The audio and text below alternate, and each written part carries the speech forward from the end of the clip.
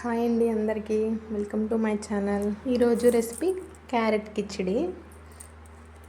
కిచిడి చాలా బాగా వచ్చిందండి. మా పిల్లల కోసం చేశాను.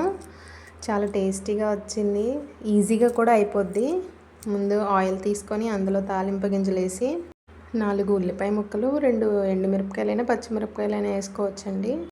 2 వెల్లుల్లిపాయ రెబ్బలు వేసుకున్న తర్వాత మనము కట్ చేసుకుంటాం కదండి క్యారెట్ పీసెస్ని, వాటిని వేసి బాగా వేయించాలండి. ఆ ఆయిల్లో బాగా వేగిన తర్వాత కలర్ చేంజ్ అయ్యే వరకు కొంచెం వేయించాలండి.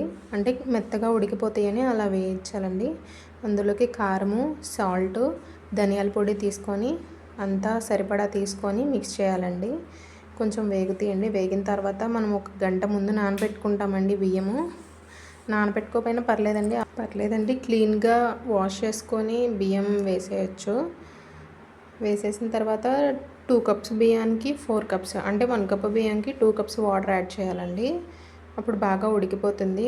చిన్నపిల్లలు కాబట్టి కొంచెం వాటర్ ఎక్కువే పోసాను మెత్తగా ఉడకడానికి. సో ఇలా కుక్కర్ మూత టైట్గా పెట్టేసి విజిల్స్ వచ్చేంత వరకు మనం వేసుకుంటాము. ఒక 4-5 విజిల్స్ వస్తే చాలండి, మెత్తగా ఉడికిపోతుంది. చూడండి, నేను ఇలా గరిటెతో పైకి అంటున్నాను ఆవిరేమన్నా ఉందా అని. చూడండి ఎంత బాగా ఉడికిపోయిందో మెత్తగా. వాటర్ క్వాంటిటీ కూడా చాలా బాగా సరిపోయిందండి. చాలా టేస్టీగా కూడా వచ్చిందండి. దీనిలో కొంచెం గీ యాడ్ చేసి పిల్లలకి తినిపిస్తే చాలా ఇష్టంగా తింటారండి. చాలా బాగా వచ్చింది. క్యారెట్ కూడా బాగా ఉడికిపోయింది. ఇందులో మనం కావాలంటే వెజిటేబుల్స్ వేసుకోవచ్చు. పచ్చి బఠానీ, ఇంకా కొంచెం ఉంటాయి కదండి పొటాటోస్, అవి కూడా వేసుకోవచ్చు. అది ఇంకా వెజిటేబుల్ కిచిడి అయిపోతుంది. నేను ఓన్లీ క్యారెట్ కిచిడి వరకు చేశానండి. చెప్పాను కదండి కొత్తిమీర వేస్తే చాలా బాగుంటుందని. నేను దీంట్లో కూడా కొత్తిమీర వేసానండి పైన.